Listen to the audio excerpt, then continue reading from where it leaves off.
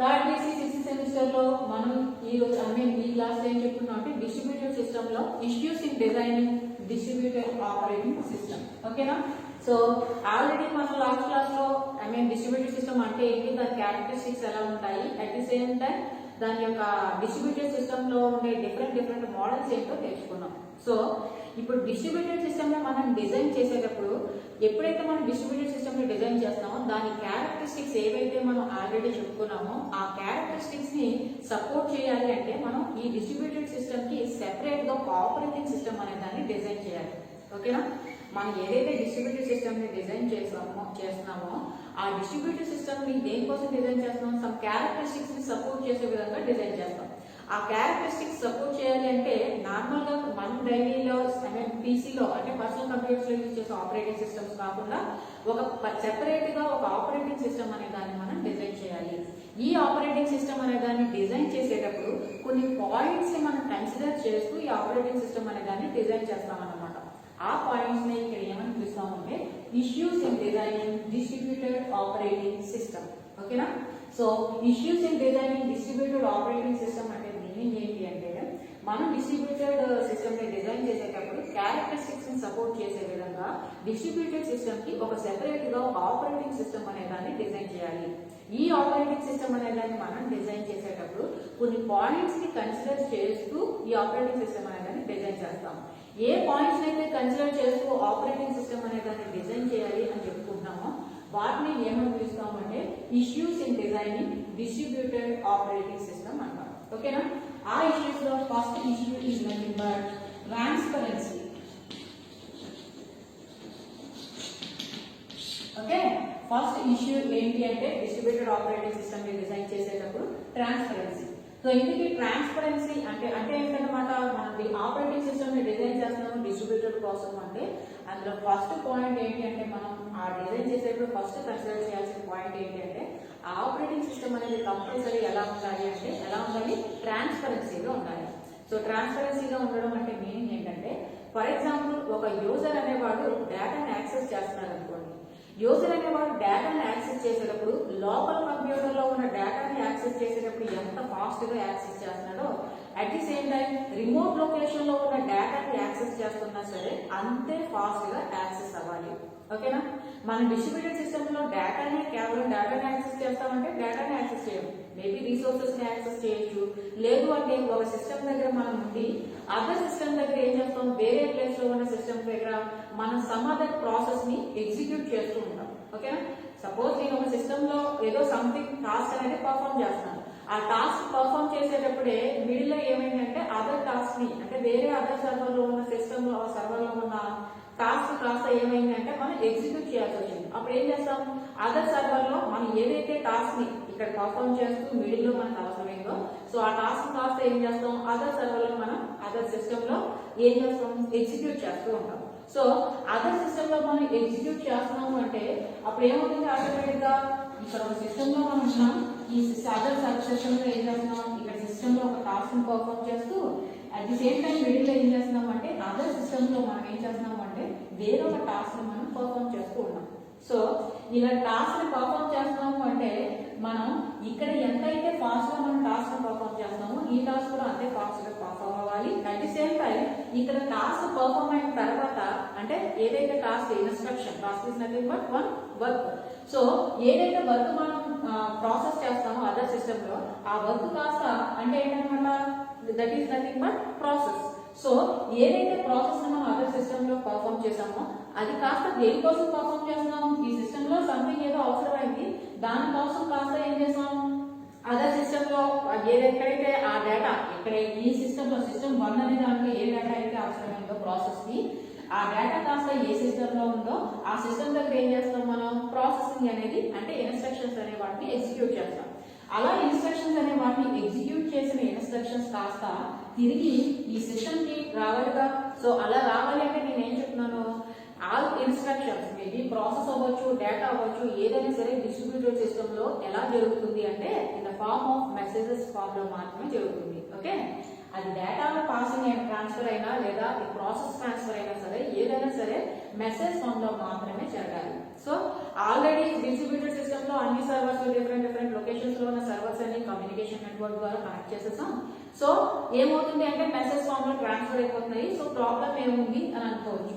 But మనం ఎప్పుడైతే different systems అన్నింటినీ కూడా కమ్యూనికేషన్ నెట్వర్క్ ద్వారా కనెక్ట్ చేస్తున్నామో అక్కడ మనకి కొన్ని ప్రాబ్లమ్స్ అనేవి రేజ్ అవుతాయి. ఆ ప్రాబ్లమ్స్ ఏంటి అంటే మనకి డిస్ట్రిబ్యూటెడ్ సిస్టమ్ అంటే ఏం చెప్తున్నాను, డిఫరెంట్ లొకేషన్స్ లో ఉన్న సర్వర్స్ అన్నింటినీ కూడా కమ్యూనికేషన్ నెట్వర్క్ ద్వారా ఏం చేస్తాం, ఇంటర్ కనెక్ట్ చేస్తాం. ఇలా కమ్యూనికేషన్ నెట్వర్క్ ద్వారా ఇంటర్ కనెక్ట్ చేస్తాం. ఇలా కమ్యూనికేషన్ నెట్వర్క్ ద్వారా ఇంటర్ కనెక్ట్ చేసేటప్పుడు ఈచ్ అండ్ ఇండివిజువల్ సిస్టమ్ ఎప్పుడైతే డిఫరెంట్ సిస్టమ్స్ అన్ని కూడా ఒక లొకేషన్ అవనివ్వండి, వేరే లొకేషన్ అవనివ్వండి, డిఫరెంట్ సిస్టమ్స్ అన్ని కూడా ఇంటర్ కనెక్ట్ చేస్తామో ఒక నెట్వర్క్ ద్వారా, అన్ని సిస్టమ్స్ యొక్క కంప్యూటర్ యొక్క ఆర్కిటెక్చర్ ఒకే విధంగా ఉండాలన్న రూల్ లేదు. సో ఏమవుతుంది, కంపల్సరీ ఈ ఆర్కిటెక్చర్ సిస్టమ్ 1 ఉన్న ఆర్కిటెక్చర్ కి సిస్టమ్ 2 లేదా సర్వర్ 1 లో ఉన్న ఆర్కిటెక్చర్ కి సర్వర్ 2 లో ఉన్న ఆర్కిటెక్చర్ కి సర్వర్ 3 లో ఉన్న ఆర్కిటెక్చర్ కి కంపల్సరీ డిఫరెన్స్ అనేది వస్తుంది. మరి ఆర్కిటెక్చర్ లో డిఫరెన్స్ అనేది ఎలా వస్తుంది అంటే, ఆర్కిటెక్చర్ డిఫరెన్స్ అంటే ఏంటి, సపోజ్ ఈ సిస్టమ్ లో లేదా ఈ సర్వర్ లో యూజ్ చేసిన ర్యామ్ యొక్క కెపాసిటీ ఈ సర్వర్ లో యూజ్ చేసిన ర్యామ్ డిఫరెంట్ గా ఉండొచ్చు. లేదా ఈ 3 సిస్టమ్లోనే డిఫరెంట్ ర్యామ్స్ యూజ్ చేస్తున్నాం. లేదా ఈ సర్వర్ లో ఉన్న ప్రాసెసర్, ఈ సర్వర్ లో ఉన్న ప్రాసెసర్, థర్డ్ సిస్టమ్ లో ఉన్న ప్రాసెసర్ 3 కూడా డిఫరెంట్ గా ఉండొచ్చు.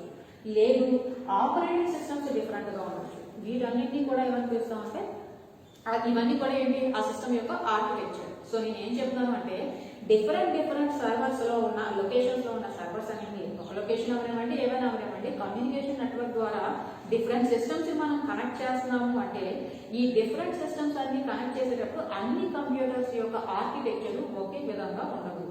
మరి ఒకే విధంగా లేదు అంటే, మరి ఎప్పుడైతే ఒకే విధంగా లేదో మరి కమ్యూనికేషన్ అనేది ఒకే ఎప్పుడైతే మనం ఓవరాల్ నెట్వర్క్ ద్వారా ఎందుకు ఇంటర్ కనెక్ట్ చేస్తాం, సంథింగ్ ఏదో కమ్యూనికేషన్ కోసం. కమ్యూనికేషన్ అంటే డేటా పాసింగ్ కోసం. మరి ఒకటి సిస్టమ్ లో ఉన్న డేటా ఇంకొక సిస్టమ్ లోకి డేటా పాస్ అవుతుంది. ఈ కంప్యూటర్ యొక్క ఆర్కిటెక్చర్ ఈ కంప్యూటర్ యొక్క ఆర్కిటెక్చర్ డిఫరెన్స్ వచ్చింది అంటే ఆ డేటా కంపల్సరీ ఏమవుతుందంటే చేంజింగ్ అనేది జరుగుతుంది. ఓకేనా. ఎగ్జాంపుల్ ఏంటంటే, ఫర్ ఎగ్జాంపుల్ ఇది 32 బిట్ ప్రాసెసర్ అనుకోండి. ఇది సర్వర్ 1. ఈ సర్వర్ 1 లో ఉన్న ప్రాసెసర్ ఏంటి అంటే 32 బిట్ ప్రాసెసర్. ఇది సర్వర్ 2. ఈ సర్వర్ 2 లో ఉన్న ప్రాసెసర్ ఏంటి అంటే 64 బిట్ ప్రాసెసర్ అనుకోండి. ఓకేనా. సో నేను ఇప్పుడు ఏం చేస్తున్నాను అంటే ఒక వేరియబుల్ ని సర్వర్ 1 లో నేను ఇన్స్టలేట్ చేశాను. ఓకేనా. సో సర్వర్ 1 లో మనం ఇన్స్టలేట్ చేసిన వేరియబుల్ ఏదైతే ఉందో అది ఆ ప్రాసెసర్ అంటే సర్వర్ 1 లో ఉన్న ప్రాసెసర్ ఏమనుకుంటాం, 32 బిట్ ప్రాసెసర్ అనుకున్నాం. కాబట్టి ఇక్కడ 2 బైట్స్ అలొకేట్ అయింది అనుకోండి మెమరీ ఆ వేరియబుల్ కి. ఇదే వేరియబుల్ అనేది ఈ 64 బిట్ ప్రాసెసర్ ఉన్న సిస్టమ్ లో 4 బైట్స్ మెమరీ అలొకేట్ అవుతుంది. ఓకేనా. సేమ్ వేరియబుల్ 32 బిట్ ప్రాసెసర్ ఉన్న మెమరీలో సిస్టమ్ లో 32 బిట్ ప్రాసెసర్ ఉన్న సర్వర్ లో 2 బైట్స్ అలొకేట్ అయిన మెమరీ డేటా కాస్త సేమ్ డేటా ఈ సర్వర్ దగ్గరికి వెళ్ళేటప్పటికి ఈ సర్వర్ దగ్గర ఉన్న ప్రాసెసర్ ఏమనుకుంటున్నాం 64 bit processor. So 64 bit processor దగ్గర ఏమనుకుంటుందంటే 4 బైట్స్ అనేది కంపల్సరీ ఆ డేటా ఆ వేరియబుల్ స్టోర్ చేయడానికి మెమరీ కావాలన్నమాట. సో దానివల్ల ఏమవుతుంది, డేటా అనేది చేంజింగ్ అనేది జరుగుతుంది. ఓకే. మనం డిఫరెంట్ లొకేషన్స్ లో ఉన్న సర్వర్స్ అనేది నేను ఇంటర్ కనెక్ట్ చేసేస్తాను కమ్యూనికేషన్ నెట్వర్క్ ద్వారా. సో మెసేజ్ అనేది పాస్ అయిపోతుంది అంటే కుదరదు. సో కంపల్సరీ సిస్టమ్ కి మధ్య కంపల్సరీ ఏం జరుగుతుందో చెప్తాను, ఆర్కిటెక్చర్ అనేది డిఫరెంట్ గా ఉంటుంది. ఆర్కిటెక్చర్ అనేది డిఫరెంట్ గా ఉండడం అంటే మీనింగ్ ఏమంటున్నాను, దాని యొక్క ర్యామ్ డిఫరెంట్ గా ఉండొచ్చు ఒక సర్వర్ కి ఇంకొక సర్వర్ కి, ఆపరేటింగ్ సిస్టమ్ డిఫరెంట్ గా ఉండొచ్చు, లేదు అంటే ప్రాసెసర్ అనేది డిఫరెంట్ గా ఉండొచ్చు. ఇలా ఎప్పుడైతే ఆర్కిటెక్చర్ అనేది డిఫరెంట్ గా ఉందో ఆటోమేటిక్ గా ఏమవుతుంది అంటే ఒక సిస్టమ్ నుంచి లేదా ఒక సర్వర్ నుంచి ఇంకొక సర్వర్ డేటా పాస్ అయినప్పుడు ఆ డేటా అనేది చేంజ్ అనేది జరుగుతుంది. మరి అలా డేటా అనేది చేంజ్ అనేది జరగవచ్చు అంటే అలా డేటా అనేది చేంజింగ్ అనేది జరుగుతుంది కంపల్సరీ ఆర్కిటెక్చర్ డిఫరెన్స్ వచ్చినప్పుడు. బట్ అలా డేటా చేంజింగ్ అనేది జరిగినప్పుడు డేటా లాస్ అనేది కానీ ఎటువంటి చేంజెస్ జరగకుండా, డేటాలో ఎటువంటి చేంజెస్ జరగకుండా ఉండేటట్టుగా చూసే రెస్పాన్సిబిలిటీ ఎవరిది అంటే ఆపరేటింగ్ సిస్టమ్. ఓకేనా. సో ఆపరేటింగ్ సిస్టమ్ ఏం చేయాలన్నమాట, డిఫరెంట్ ఆర్కిటెక్చర్స్ ఉన్న సర్వర్స్ మధ్యలో కమ్యూనికేషన్ జరుగుతున్నప్పటికీ మనకి ఆటోమేటిక్ గా డేటా కన్వర్షన్ కానీ లేదు అంటే డేటా కన్వర్షన్ లేదు అంటే ఈ ప్రాసెసర్స్ ఏమన్నా నేను ఇది 32 బిట్ ప్రాసెసర్, ఇది 64 బిట్ ప్రాసెసర్. సో ఆ ప్రాసెసర్ యొక్క క్లాక్ అసైన్ చేయడం కానీ ఈ వర్క్ అంతా కూడా ఎవరి రెస్పాన్సిబిలిటీ అంటే ఆపరేటింగ్ సిస్టమ్ యొక్క రెస్పాన్సిబిలిటీ. ఓకే. అండ్ అంతేకాదు మన డిఫరెంట్ ఆర్కిటెక్చర్స్ మధ్య ఉన్న ఆర్కిటెక్చర్స్ ఉన్న సర్వర్స్ మధ్య డేటా పాసింగ్ కాదు, మనం ఒక మెసేజ్ ఏదైతే మీరు ఒక సర్వర్ నుంచి ఇంకొక సర్వర్కి రిక్వెస్ట్ చేశారో ఆ మెసేజ్ ని కాస్త ప్రాసెస్ చేసిన తర్వాత తిరిగి ఏదైతే మెసేజ్ అనేది ఆ సర్వర్కి వస్తుందో ఈ మెసేజ్ ట్రాన్స్ఫర్ అయ్యేటప్పుడు కూడా కంపల్సరీ మెసేజ్ అనేది ఎగ్జాక్ట్ గా వెళ్ళిపోయే పాసిబిలిటీ అనేది ఉండకపోవచ్చు. అంటే మీనింగ్ ఏంటంటే మెసేజ్ అనేది లాస్ అయ్యే ఛాన్సెస్ కూడా ఉండొచ్చు. మరి మెసేజ్ అనేది లాస్ అయ్యే ఛాన్స్ ఎప్పుడు వస్తుంది అంటే మేబీ నెట్వర్క్ ట్రాఫిక్ వల్ల మెసేజ్ అనేది లాస్ అవ్వచ్చు. అంటే సపోజ్ ఈ సిస్టమ్ 1 ఉంది, ఈ సిస్టమ్ 1 దగ్గర నెట్వర్క్ ట్రాఫిక్ అనేది లేదనుకోండి, ఈ సిస్టమ్ 2 అనేది బిజీగా ఉంది, సో ఇక్కడ నెట్వర్క్ ట్రాఫిక్ అనేది హెవీగా ఉంది. ఓకేనా. సో ఏమవుతుంది అంటే ఈ సిస్టమ్ 1 దగ్గర నెట్వర్క్ ట్రాఫిక్ ఎక్కువ లేదు కాబట్టి ఏదైతే డేటాను మనం యాక్సెస్ చేస్తున్నామో సిస్టమ్ 1 నుంచి ఆటోమేటిక్ గా డేటా అనేది ఫాస్ట్ గా యాక్సెసింగ్ అనేది జరిగిపోతుంది. నేనేం చెప్పాను, సర్వర్ 2 ఏదైతే ఉందో సిస్టమ్ 2 ఏదైతే ఉందో అక్కడ ట్రాఫిక్ అనేది అంటే నెట్వర్క్ ట్రాఫిక్ యూజ్ చేసే యూజర్స్ నెంబర్ ఆఫ్ యూజర్స్ అనేవాళ్ళు ఎక్కువగా ఉన్నారు. అప్పుడు ఆటోమేటిక్ ఏమవుతుంది, నెట్వర్క్ ట్రాఫిక్ ఎక్కువగా ఉంది. నెట్వర్క్ ట్రాఫిక్ ఎక్కువగా ఉందంటే ఆటోమేటిక్ ఏమవుతుంది, డేటా ట్రాన్స్ఫర్ అనేది స్లో అవుతుంది. ఓకే. సో ఈ విధంగా ఏమవచ్చు, మెసేజ్ అనేది డిలే అవ్వచ్చు. At the same time message డిలేనే కాదు, మెసేజ్ అనేది ఏమవచ్చు అంటే డిలేతో పాటు ఆ మెసేజ్ అనేది డిలీట్ కరప్షన్ కూడా అవ్వచ్చు.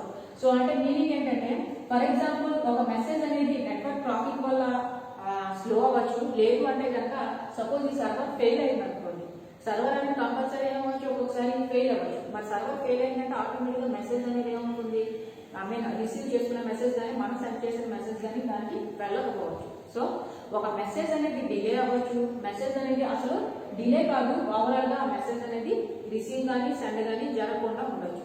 సో ఇటువంటి రిసీవ్ కానీ సెండ్ కానీ జరగలేదు అంటే మనం ఆల్రెడీ క్యారెక్టరిస్టిక్స్ లో ఒక క్యారెక్టరిస్టిక్ చెప్పుకున్నాం. ఏంటా క్యారెక్టరిస్టిక్, ఫాల్ట్ టాలరెన్స్ అని. ఓకేనా. సో దీనివల్ల ఏమవుతుంది అంటే సో ఎప్పుడైతే మనం ఒక మెసేజ్ అనేది లేట్ గా డిలే అవుతుందో, లేదు అంటే ఆ మెసేజ్ అనేది డిలీట్ అయిందో, ఏ సర్వర్ దగ్గర అయితే మెసేజ్ అనేది డిలీట్ అయిందో, లేదు మెసేజ్ డిలే అయిందో వాటన్నిటిని కూడా చెక్ చేసే రెస్పాన్సిబిలిటీ కానీ అలా డిలే అనేది జరగకుండా చూసుకునే రెస్పాన్సిబిలిటీ కానీ లేదా డిలే జరిగినప్పుడు తీసుకునే ప్రికాషన్స్ యొక్క రెస్పాన్సిబిలిటీ కానీ అంతా కూడా ఎవరి వర్క్ అంటే ఆపరేటింగ్ సిస్టమ్ వర్కే. ఓకే. మొత్తం అంతా కూడా ఎవరి రెస్పాన్సిబిలిటీలో ఉండాలి అంటే ఆపరేటింగ్ సిస్టమ్ యొక్క అండర్టేకింగ్ లో మాత్రమే ఉండాలి. సో మనం డిజైన్ చేసేటప్పుడు ఎప్పుడు కూడా సో ఇవన్నీ కూడా ఎందుకోసం అంటే ఒక యూజర్ అనేవాడు కంపల్సరీ ఒక టాస్క్ ని పర్ఫామ్ చేస్తున్నారు అంటే నేను రిమోట్ లొకేషన్ లో అంటే ఎక్కడో ఉన్న సర్వర్ నుంచి డేటాని యాక్సెస్ చేస్తున్నానా, లేదు అంటే లోకల్ సర్వర్ నుంచి అంటే లోకల్ సిస్టమ్ ఏదైతే ఉందో అక్కడి నుంచి డేటా యాక్సెస్ చేస్తున్నానా, నేను డేటా యాక్సెస్ చేసేటప్పుడు ఎటువంటి ప్రాబ్లం అయినా అరైజ్ అయిందా, సో నా మెసేజ్ అనేది ఇన్ కేస్ కరెక్ట్ అయితే ఏం జరుగుతుంది అన్న విషయాలు ఏమి యూజర్ ఎవరైతే ఉన్నాడో వాడికి తెలియకూడదు. వాడి వరకు వాడి టాస్క్ అన్ని కూడా పర్ఫామ్ చేస్తూ అట్ ది సేమ్ టైంలో పర్ఫార్మెన్స్ అనేది జరిగిపోతూ ఉండాలి. సింపుల్ గా చెప్పాలంటే ఫర్ ఎగ్జాంపుల్ మనం ఏటీఎం అందరం యూజ్ చేస్తూ ఉంటాం. ఇలా ఏటీఎం యూజ్ చేసేటప్పుడు సపోజ్ నేను ఎస్బీఐ ఏటీఎం యూజ్ చేస్తున్నాను అనుకోండి. ఎస్బీఐ ఏటీఎం యూజ్ చేసేటప్పుడు సపోజ్ నేను ఎస్బీఐ అకౌంట్ వాడాలి. సో ఎస్బీఐ ఏటీఎం దగ్గరికి వెళ్ళాను, నేను మనీ విత్డ్రా చేయడానికి కార్డ్ ఇన్సర్ట్ చేశాను, నా డీటెయిల్స్ అన్ని ఇచ్చాను. మనం ఎప్పుడైతే కార్డ్ ఇన్సర్ట్ చేసి డీటెయిల్స్ అనేవి ఇస్తామో అవన్నీ కూడా ఎక్కడికి వెళ్తాయి, ఆ ఎస్బీఐ యొక్క బ్యాంక్ యొక్క ఐడి సర్వర్ దగ్గరికి వెళ్తాయి. ఓకేనా. మనం ఎప్పుడైతే ఆ account card pin number insert చేస్తామో అది వెంటనే ఏం చేస్తుంది, మనం ఆ కార్డు హోల్డర్స్ అథెంటికేటెడ్ హోల్డర్స్ అవునా కాదా అనేది ఎవరు చెక్ చేస్తారు, ఫైల్ సర్వర్ అనేది చెక్ చేస్తుంది. ఎందుకు ఏటీఎం పిన్ కోసం మనీ డ్రా చేయడానికి మాత్రమే. సో ఈ వెంటనే మీరు ఎప్పుడైతే కార్డు ఇన్సర్ట్ చేసి పిన్ నెంబర్ ఇన్సర్ట్ చేశారో వెంటనే మీ డీటెయిల్స్ అన్ని ఎక్కడి నుంచి తెచ్చుకుంటుంది, ఈ ఫైల్ సర్వర్ నుంచి తెచ్చుకుంటుంది. సో అథెంటికేటెడ్ యూజర్ మనం కరెక్ట్ పిన్ నెంబర్ ఇచ్చేస్తాం కాబట్టి ఆటోమేటిక్ గా అథెంటికేటెడ్ యూజర్ అని చెప్పి అది మన ట్రాన్సాక్షన్స్ ఏం కావాలో చూపిస్తుంది. సో మీరు బ్యాలెన్స్ డ్రా చేయాలనుకుంటారు. మీరు బ్యాలెన్స్ డ్రా చేయాలనుకున్నప్పుడు మీ బ్యాలెన్స్ ఇన్ఫర్మేషన్ అంతా ఎక్కడ ఉంటుంది, మళ్ళీ డేటాబేస్ సర్వర్ లో ఉంటుంది. ఓకేనా. సో మనం డ్రా చేయాలి అని అనుకున్నంత మాత్రం మనకు బ్యాలెన్స్ వచ్చేది కదా. సో కంపల్సరీ ఉండాలి మన అకౌంట్ లో మనీ అనేది ఉండాలి. సో వెంటనే ఏం చేస్తుంది, బ్యాలెన్స్ మనం విత్డ్రా చేయాలి. నా అకౌంట్ లో ఎటువంటి మనీ లేదు కానీ నేను 10,000 ని విత్డ్రా చేయడానికి ట్రై చేస్తున్నాను. మరి 10,000 ని విత్డ్రా చేయడానికి ట్రై చేస్తున్నాను, కరెక్ట్ అథెంటికేటెడ్ యూజర్ ని కదా, 10,000 ఏం మనకి ఇచ్చేదా. సో అది మళ్ళీ వెంటనే ఏటీఎం నుంచి ఏమవుతుంది, మెసేజ్ అనేది డేటాబేస్ సర్వర్ వెళ్తుంది. ఆ డేటాబేస్ సర్వర్ లో ఏమవుతుంది, మన అకౌంట్ లో మనకి అమౌంట్ ఉందా లేదా చెక్ చేస్తుంది. అంటే మనం డ్రా చేసే అమౌంట్ ఏదైతే ఉందో దానికి సఫిషియెంట్గా బ్యాలెన్స్ ఉందా లేదా చెక్ చేస్తుంది. సో వెంటనే ఏమవుతుంది, బ్యాలెన్స్ ఉంది అంటే కనుక దీనికి తిరిగి మెసేజ్ అనేది వస్తుంది. ఆటోమేటిక్గా బ్యాలెన్స్ ఉంది అంటే అప్పుడు మనం అమౌంట్ అనేదాన్ని డ్రా చేయడానికి అది అలౌ చేస్తుంది అనమాట. సో ఇక్కడ డేటాని మనం అథెంటికేటెడ్ యూజర్ అవునా కాదా చెక్ చేయడానికి ఫైల్ సర్వర్కి వెళ్ళింది, అమౌంట్ ని డ్రా చేయడానికి డేటాబేస్ సర్వర్కి వెళ్ళింది. మరి ఈ విషయాలన్నీ మనకి డ్రా చేసే పర్సన్ ఎవరైతే యూజర్ ఉన్నాడో వాడికి తెలుస్తాయా? వాడికి అదేమీ తెలియదు. జస్ట్ వాడు కార్డ్ ఇన్సర్ట్ చేస్తాడు, విత్ ఇన్ సెకండ్స్ లో వెంటనే pin number and pin number ఎప్పుడైతే ఇచ్చేసామో విత్ ఇన్ సెకండ్స్ లో మనకి బ్యాలెన్స్ అంటూ ఉంటే కనుక క్యాష్ అనేది వచ్చేస్తుంది. మరి బ్యాక్ సైడ్ జరిగే విషయాలన్నీ ఏంటంటే ఇవన్నీ కూడా జరుగుతాయి. ఇవన్నీ వాడికి తెలుస్తాయంటే తెలియదు. అండ్ అంతేకాదు, నేను ఎస్బీఐ అకౌంట్ వాడాలని ఎస్బీఐ ఏటీఎంకి ఏమి వెళ్ళాను కదా, నా దగ్గరలో నేను ఉన్న లొకేషన్కి దగ్గరలో ఏదైతే ఏటీఎం ఉందో ఆ ఏటీఎంకి వెళ్ళి అక్కడి నుంచి, అంటే సపోజ్ నేను నేను ఎస్బీఐ ఏటీఎం అకౌంట్ వాడాలని, బట్ నాకు దగ్గరలో యూనియన్ బ్యాంక్ ఏటీఎం ఉందనుకోండి, ఏటీఎం అవైలబుల్గా ఉందనుకోండి, అక్కడికి వెళ్ళి మనీ డ్రా చేస్తాను. బట్ యూనియన్ బ్యాంక్ అనేది వేరే సర్వరు, ఎస్బీఐ అనేది వేరే సర్వర్. కానీ మనం ఏం చేస్తున్నాం, యూనియన్ బ్యాంక్ నుంచి ఎస్బీఐ అకౌంట్లో ఉన్న మనీని కాస్త డ్రా చేస్తాం. అంటే ఇక్కడ ఏమవుతున్నాయి, రెండు సర్వర్లు కమ్యూనికేట్ అవుతుంది. ఓకే, మరి మనం యూజ్ చేసే యూనియన్ బ్యాంక్ సర్వర్ అయితే యూనియన్ బ్యాంక్ సర్వర్ మళ్ళీ మన డీటెయిల్స్ అన్ని కూడా ఎక్కడి నుంచి చెక్ చేసుకుంటుంది, అది ఎస్బీఐ యొక్క ఆ సర్వర్ నుంచి చెక్ చేసుకుంటుంది. అంటే రెండు సర్వర్లు కమ్యూనికేట్ అవుతున్నాయి అండ్ మనం అథెంటికేటెడ్ అవునా కదా చెక్ చేస్తుంది. అథెంటికేటెడ్ అయినందుకు మాత్రం మనీ ఇచ్చేది, మన అకౌంట్ లో బ్యాలెన్స్ ఉందా లేదా చెక్ చేస్తుంది. బ్యాక్ సైడ్ ఇన్ని ప్రాసెస్లు జరుగుతున్నాయి. మరి ఇన్ని ప్రాసెస్లు జరుగుతున్నాయి అంటే మనం ఎప్పుడైతే ఏటీఎం యూజ్ చేస్తామో అవన్నీ మనకు తెలుస్తాయా? ఏమి తెలియదు. మనకి విత్ ఇన్ సెకండ్స్ లో అన్ని కూడా ఎగ్జిక్యూట్ అయిపోతూ ఉంటాయి. సో ఎందుకు ట్రాన్స్పరెన్సీ అంటే మీనింగ్ ఏంటి అంటే, మనం ఏదైతే యూజర్ అనేవాడు ఉన్నాడో యూజర్కి ఎప్పుడు కూడా వాడు యాక్సెస్ చేసే డేటా అనేది లోకల్ సిస్టమ్ నుంచి యాక్సెస్ చేస్తున్నామా లేదా రిమోట్ సిస్టమ్ నుండి యాక్సెస్ చేస్తున్నామా, లేదు మెసేజ్ అనేది కంపల్సరీ మనం ఏదైతే యాక్సెస్ చేస్తామో ఆ మెసేజ్ అనేది ఎగ్జాక్ట్ గా మనకు వచ్చేయాలన్న రూల్ లేదు. నెట్వర్క్ ట్రాఫిక్ వల్లనో లేదా సమ్ అదర్ రీజన్ వల్లనో ఆ మెసేజ్ డిలే అవ్వచ్చు. ఇలా డిలే అయినప్పుడు సమ్ మెసేజెస్ ఎప్పుడైతే మనకి డిలే అవుతున్నాయో ఆ మెసేజెస్ ని కూడా ఆపరేటింగ్ సిస్టమ్ ఏం చేయాలి అంటే, ఎప్పుడైతే ఏ సర్వర్ దగ్గర ట్రాఫిక్ ఎక్కువగా ఉందో ఆ సర్వర్ దగ్గర ఉన్న మెసేజ్ అనేది ఎప్పుడైతే డిలే అవుతుందో ఆటోమేటిక్ గా డిలే అవ్వకుండా ఏం చేస్తుందంటే ఆ మెసేజ్ ని కాస్త ప్యాకేజ్ ఫామ్ లో డివైడ్ చేస్తుంది. ఓకేనా, ఈ ప్యాకేజ్ ఫామ్ లో డివైడ్ చేసిన మెసేజ్ కాస్త ఏం చేయాలి, ఎవరైతే రిసీవర్ ఉన్నాడో ఆ రిసీవర్ దగ్గరికి పంపించాలి. మరి ఈ ప్యాకేజ్ ఫామ్ లో డివైడ్ అయిన ఈ ప్యాకేజ్ అని మెసేజ్ అంతా కూడా తిరిగి ఈ సిస్టమ్ దగ్గరికి వచ్చినప్పుడు ఆటోమేటిక్ గా మళ్ళీ ఏమవ్వాలి, మనం ఏ ఆర్డర్ లో అయితే పంపించామో అదే ఆర్డర్ లో రిసీవర్ దగ్గర కూడా రిసీవ్ చేసుకోవాలి. మరి ఒక ప్యాకెట్ అనేది లేట్ గా వెళ్ళొచ్చు, ఒక ప్యాకెట్ అనేది ఫాస్ట్ గా వెళ్ళొచ్చు. సో తిరిగి రిసీవర్ సిస్టమ్ దగ్గరికి వచ్చిన తర్వాత మళ్ళీ ఆ మెసేజ్ అనేది తిరిగి ఆర్డర్ ఫామ్ లో ప్లేస్ చేసి ఆ రిసీవర్ సిస్టమ్ లో ఎవరైతే యూజర్ ఉన్నారో వాడికి తిరిగి పంపించాలి. సో ఇటువంటివన్నీ జరిగినప్పటికీ కూడా బ్యాక్ సైడ్ ఏం జరుగుతుందో తెలియకుండా యూజర్ అనే వాడికి రిమోట్ లొకేషన్ నుంచి నేను యాక్సెస్ చేస్తున్నానా లేదా లోకల్ సిస్టమ్ నుంచి యాక్సెస్ చేస్తున్నానా, లేదు నా మెసేజ్ డిలే అయ్యిందా, ఇటువంటి ఏ సర్వర్ నుంచి డిలే అయితే ఏ సర్వర్ నుంచి నేను యాక్సెస్ చేస్తున్నాను, ఇటువంటి విషయాలు ఏమీ వాడికి తెలియకుండా డైరెక్ట్ వాడి వరకు మాత్రం డిలే అవుతుంది అన్న విషయం కూడా వాడు అబ్జర్వ్ చేయనంత ఫాస్ట్ గా వాడు డేటా అనేది యాక్సెస్ చేయగలగాలి. సో ఈ వర్క్ అంతా ఎవరు చేస్తారంటే ఆపరేటింగ్ సిస్టమే చేస్తుంది. సో ఆపరేటింగ్ సిస్టమ్ అనేది పర్ఫామ్ చేయాలి అంటే ఫస్ట్ ఏంటి అంటే ఆపరేటింగ్ సిస్టమ్ ని డిజైన్ చేసేటప్పుడు ఫస్ట్ మనం కన్సిడర్ చేయాల్సిన పాయింట్ ఏంటంటే ట్రాన్స్పరెన్సీ. ట్రాన్స్పరెన్సీ అంటే ఏంటన్నమాట, యూజర్ అనే వాడికి బ్యాక్ సైడ్ ఏం జరుగుతుంది అనే విషయం మాత్రం తెలియకూడదు. ఎక్కడి నుంచి యాక్సెస్ చేస్తున్నాను, లేదా నెట్వర్క్ ట్రాఫిక్ వల్ల నా మెసేజ్ అనేది లేట్ అవుతుందా, లేదు ఒక సర్వర్ నుంచి నేను యాక్సెస్ చేయాలనుకుంటున్నాను అక్కడ ఆ సర్వర్ పనిచేయకపోవడం వల్ల సమాధానం వేయడం వల్ల వేరే సర్వర్ నుంచి యాక్సెస్ చేస్తున్నామా, ఇటువంటి విషయాలు ఏవి యూజర్కి తెలియకుండా వాడి వర్క్ అనేది పర్ఫెక్ట్ గా జరిగిపోవాలి. సో అలా జరిగేది ఏదైతే ఉందో ఆ రెస్పాన్సిబిలిటీ అంతా ఎవరి ఆపరేటింగ్ సిస్టమ్. సో మనం ఆపరేటింగ్ సిస్టమ్ ని డిజైన్ చేసేటప్పుడు కంపల్సరీ ఏం చేయాలి, ఫస్ట్ కన్సిడర్ చేయాల్సిన విషయం ఏంటంటే ట్రాన్స్పరెన్సీ. ఎటువంటి యూజర్ అనే వాడికి ఎటువంటి డీటెయిల్స్ తెలియకుండా వాడి వర్క్ అనేది ఎగ్జాక్ట్ గా అక్కడే జరుగుతుంది, ఆ సిస్టమ్ దగ్గరే జరుగుతుంది అనేటట్టుగా వాడికి ఫాస్ట్ గా జరగాలి. బట్ బ్యాక్ సైడ్ ఎటువంటి ప్రాబ్లం వచ్చినా సరే ఆ ప్రాబ్లమ్ ని కాస్త రెక్టిఫై చేసే బాధ్యత అంతా కూడా ఎవరిది అంటే ఆపరేటింగ్ సిస్టమ్. ఓకేనా, so this is nothing but ఏంటి అంటే ట్రాన్స్పరెన్సీ. ఇక నెక్స్ట్ డిజైన్ ఇష్యూ చూడండి, రిలయబిలిటీ.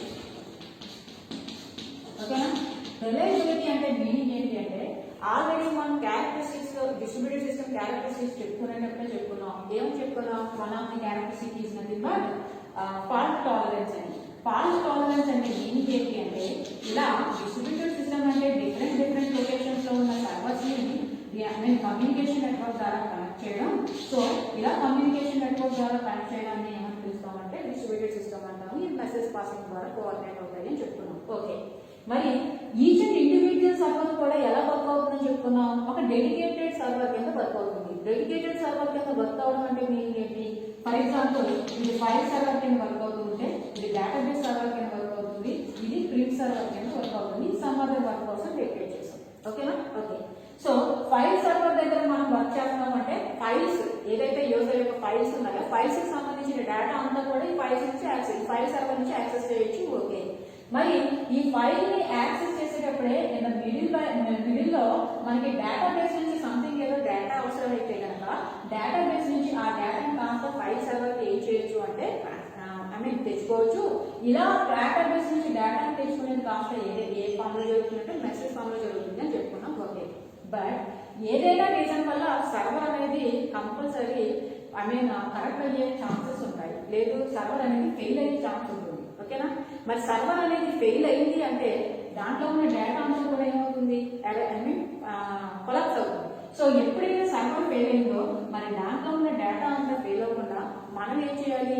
కంపల్సరీ ఈ డేటా ఒక సర్వర్ లో ఉన్న డేటాని కాస్త అదర్ సర్వర్ లో కూడా మనం ఏం చేస్తామంటే ప్లేస్ చేసుకుంటాం అని చెప్పుకున్నాం. ఆల్రెడీ క్యారెక్టరిస్టిక్స్ చెప్పుకునేటప్పుడు fault tolerance one of the characteristic.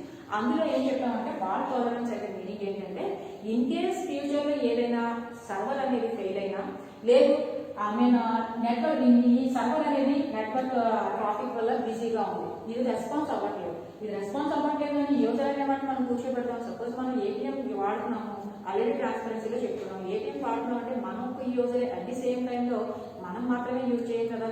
అది మనం యూజ్ చేసే అంటే మనం ట్రాన్సాక్షన్స్ ఏవైతే పర్ఫామ్ చేస్తున్నామో ఆ టైంలోనే ల్యాక్స్ లోనో థౌజండ్స్ లోనో యూజర్స్ అనేవాళ్ళు యాక్సెస్ చేస్తూ ఉంటారు. మరి ఇంతమందికి కూడా ప్యారలల్ గా ప్రాసెసింగ్ అనేది జరుగుతుందే తప్ప ఇంతమందికి వాడుతున్నారు ఇన్ని యూజర్స్ కి అలకేట్ చేయాలి, ఇన్ని యూజర్స్ మాత్రమే ప్రాసెసింగ్ అనేది జరుగుతుంది, మిగిలిన వాళ్ళంతా బ్లాక్ లో ఉండడమో వెయిటింగ్ లో ఉండడమో ఏమీ జరగదు. ఎంతమంది యూజ్ చేస్తున్నారో అన్ని యూజర్స్ కి కూడా అట్ ది సేమ్ టైం లో ప్రాసెసింగ్ అనేది ఎక్కడ ఆగకుండా జరుగుతూ ఉంటుంది. ఇలా జరుగుతుంది అంటే మీనింగ్ ఏంటి? నేనేం చెప్తున్నాను?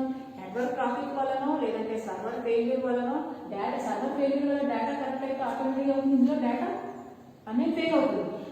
అప్పుడు ఏమవుతుంది? డేటా ఫెయిల్ అయిందంటే మరి మొత్తం అంతా డేటా అంతా కొలాప్స్ అవుతుంది. సో అలా జరగకుండా ఏం చేస్తామంటే ఒక సర్వర్ లో ఉన్న డేటాని కాస్త అదర్ సర్వర్ లో కూడా మనం ప్లేస్ చేస్తాం. ఎప్పుడైతే ఈ ఫైల్ సర్వర్ అనేది డేటాబేస్ సర్వర్ నుంచి డేటాను యాక్సెస్ చేయాలనుకుంటుందో, ఇన్ కేస్ డేటాబేస్ సర్వర్ అనేది కనుక ఫెయిల్ అయితే అది వెంటనే ఏం చేస్తుంది అనమాట, అదర్ సర్వర్ ఈ కమ్యూనికేషన్ లో, అదర్ సర్వర్ అంటే వేరే సర్వర్ కాదు, ఈ డిస్ట్రిబ్యూటెడ్ సిస్టమ్స్ లో కనెక్ట్ అయిన అదర్ సర్వర్ లో ఉన్న వేరే సర్వర్ నుంచి ఆ డేటాబేస్ ఎక్కడైతే మనం ప్లేస్ చేసామో దాని నుంచి డేటాను కాస్త యాక్సెస్ చేసుకుంటున్నాం అనమాట. ఆ విధంగా ఇన్ కేసు ఒక సర్వర్ అనేది ఫెయిల్ అయినా, లేదు నెట్వర్క్ లో ట్రాఫిక్ వల్ల కనుక ఇది బిజీగా ఉన్నా సరే, మన నెట్వర్క్ ట్రాఫిక్ వల్ల బిజీగా ఉందని మనం ఏం చేయాలి? మిషన్ దగ్గర కూర్చోం కదా.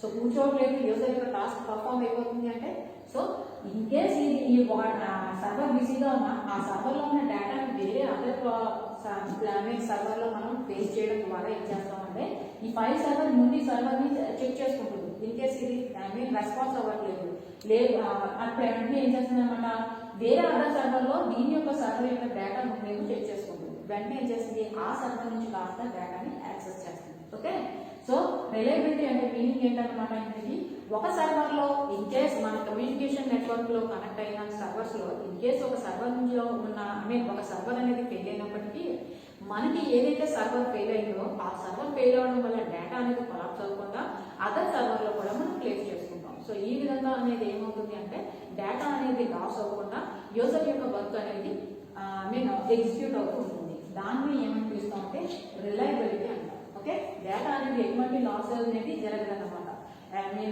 ఇన్ కేస్ నెట్వర్క్ ట్రాఫిక్ వల్లనో సర్వర్ ఫెయిల్యూర్ వల్లనో జరిగినా సరే మనం యాక్సెసింగ్ అనేది కంపల్సరీ ఏం జరుగుతుంది? అదర్ సర్వర్ నుంచి ఆ డేటాని యాక్సెసింగ్ అనేది జరుగుతుంది. ఎలా జరుగుతుంది అంటే ఆ సర్వర్ లో ఉన్న డేటా కాస్త అదర్ సర్వర్స్ లో మనం ఏం చేస్తాము? ప్లేస్ చేసుకుంటాం. Okay, this is nothing but another design issue another issue in designing operating system.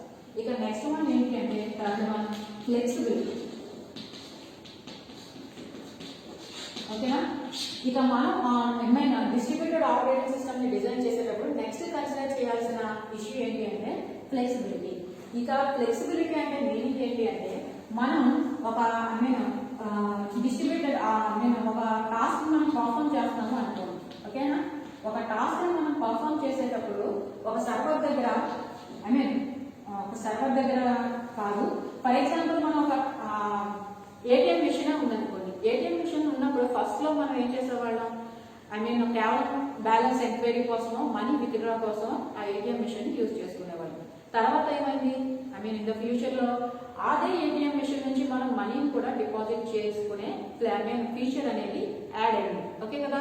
So same మిషనే, దాన్ని ఏమీ మార్చలేదు, కాకపోతే ఏం చేశారు, ఎడిషనల్ గా ఇంకొక ఫీచర్ అనే దానికి యాడ్ చేశారు. సో ఇందుకే ఫ్లెక్సిబిలిటీ అంటే మీనింగ్ ఏంటంటే మనం ఒకసారి ఒక డిస్ట్రిబ్యూటెడ్ ఆపరేటింగ్ సిస్టమ్ ని డిజైన్ చేసేసిన తర్వాత, అంటే డిస్ట్రిబ్యూటెడ్ సిస్టమ్ ని డిజైన్ చేసేసిన తర్వాత, ఆపరేటింగ్ సిస్టమ్ కాదు డిస్ట్రిబ్యూటెడ్ సిస్టమ్ ని డిజైన్ చేసేసిన తర్వాత ఇన్ కేస్ న్యూ చేంజెస్ ఏమైనా వస్తే కనుక, అంటే న్యూ ఫీచర్స్ ఏమైనా యాడ్ చేయాల్సి వస్తే ఆ న్యూ ఫీచర్స్ ని యాడ్ చేసే దాన్ని ఏదైతే ఉందో దాన్ని యాక్సెప్ట్ చేసే విధంగా మనం ఆపరేటింగ్ సిస్టమ్ అనే దాన్ని డిజైన్ చేయాలి. Okay?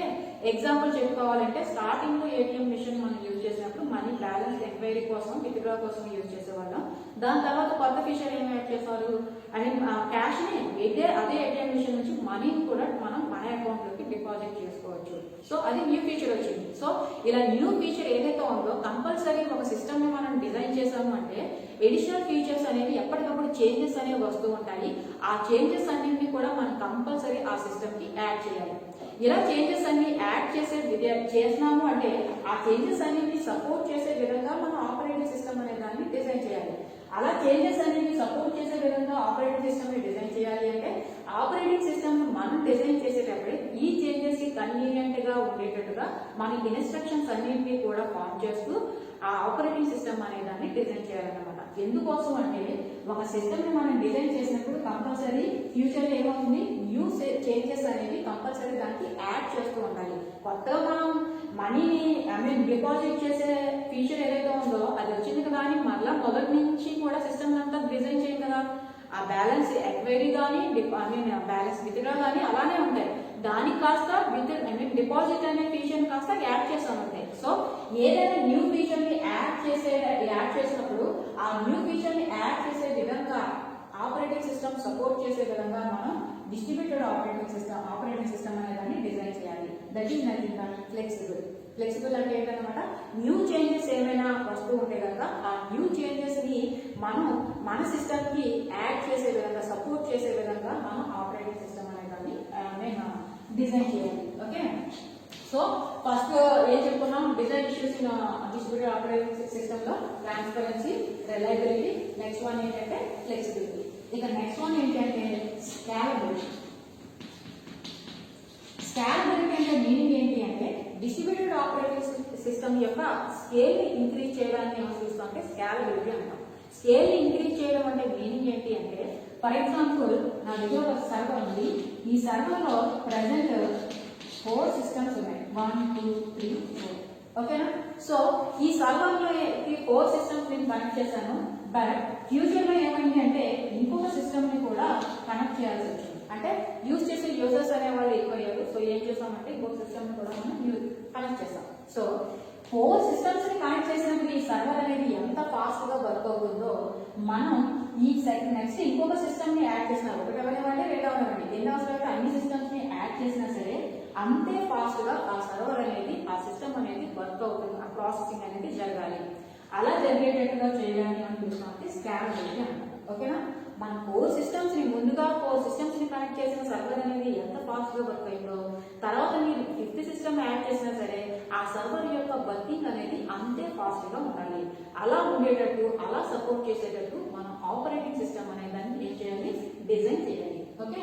So this is nothing but another property. ఇక నెక్స్ట్ వన్ ఏంటంటే హెటెరోజెనిటీ.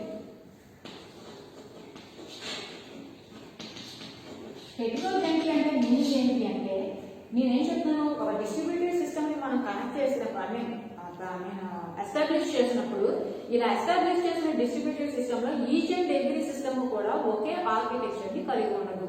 డిఫరెంట్ ఆర్కిటెక్చర్స్ ని కలిగి ఉంటుంది. డిఫరెంట్ ఆర్కిటెక్చర్స్ ని కలిగి ఉంది అంటే మీనింగ్ ఏంటి? దాని యొక్క ఒక సిస్టమ్ యొక్క ర్యామ్ ఇంకో సిస్టమ్ యొక్క ర్యామ్ లో డిఫరెన్స్ రావచ్చు, ప్రాసెసర్ లో డిఫరెన్స్ రావచ్చు, at the same time operating system లో కూడా డిఫరెన్స్ రావచ్చు. సో ఇటువంటి డిఫరెంట్ కానీ మరి మనం డిస్ట్రిబ్యూటెడ్ సిస్టమ్ ని ఎస్టాబ్లిష్ చేస్తున్నాం కాబట్టి ఈ డిస్ట్రిబ్యూటెడ్ సిస్టమ్ లో ఉన్న సిస్టమ్స్ అన్ని కూడా సేమ్ ఆర్కిటెక్చర్ కలిగి ఉండాలి అంటే కుదరదుగా. సో ఎటువంటి ఆర్కిటెక్చర్ ఉన్న సిస్టమ్స్ అయినా సరే మనం ఇంటర్ కనెక్ట్ చేయగలగాలి. That is nothing but heterogeneity. ఓకేనా?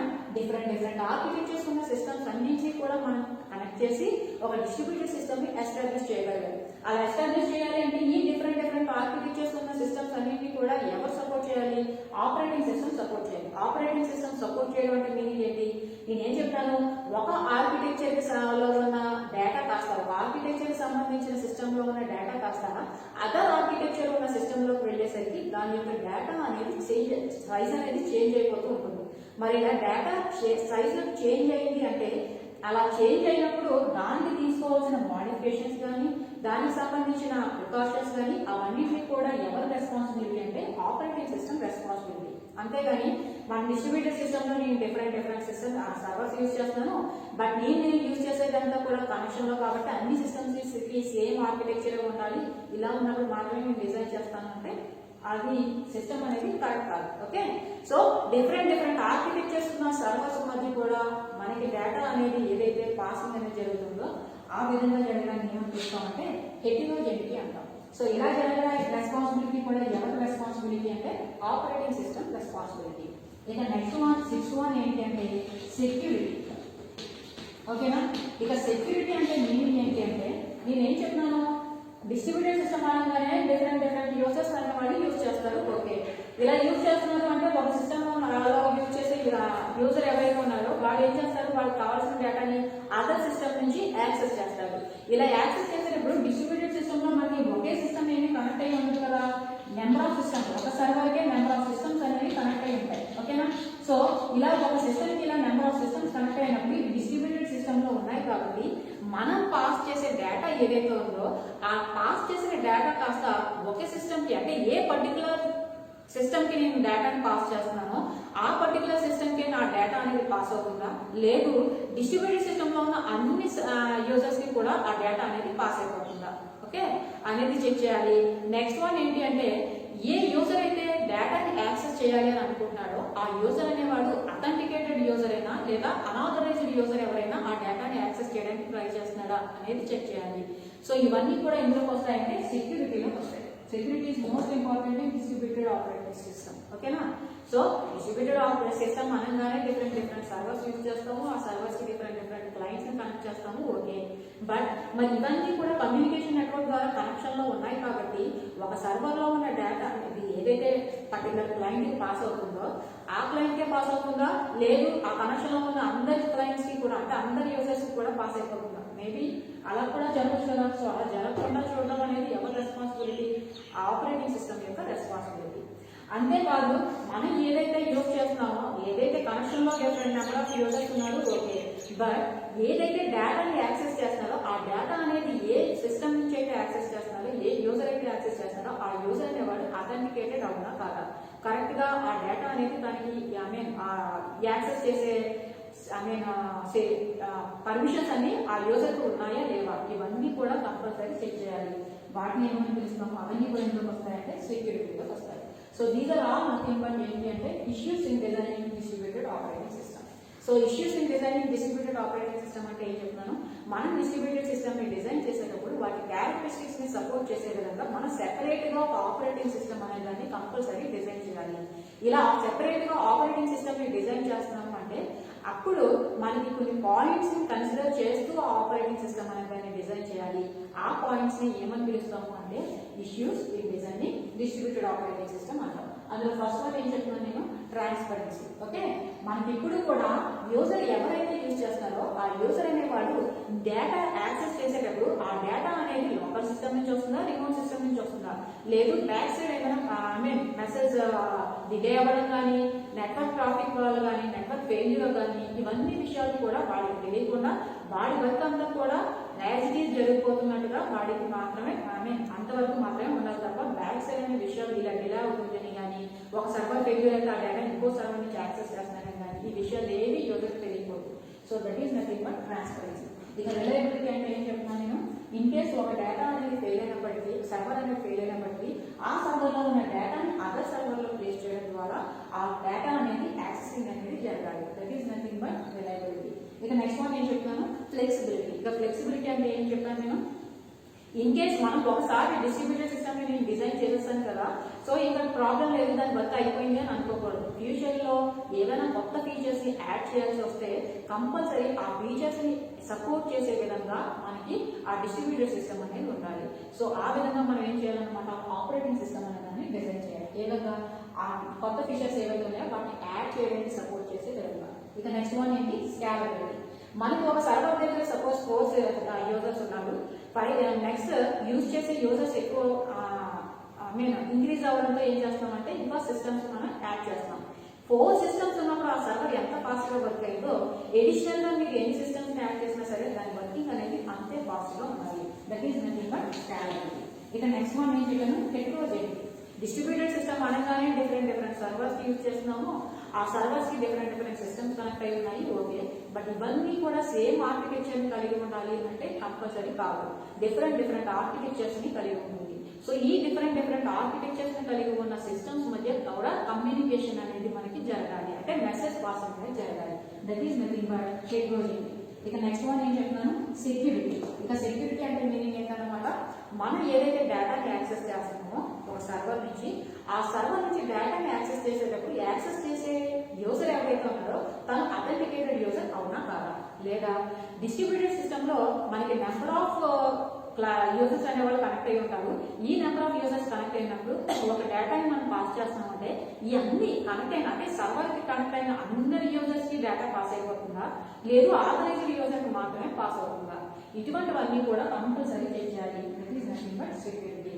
దీస్ ఆర్ ఆల్ ఏంటివి issues in designing distributed operating system. Okay.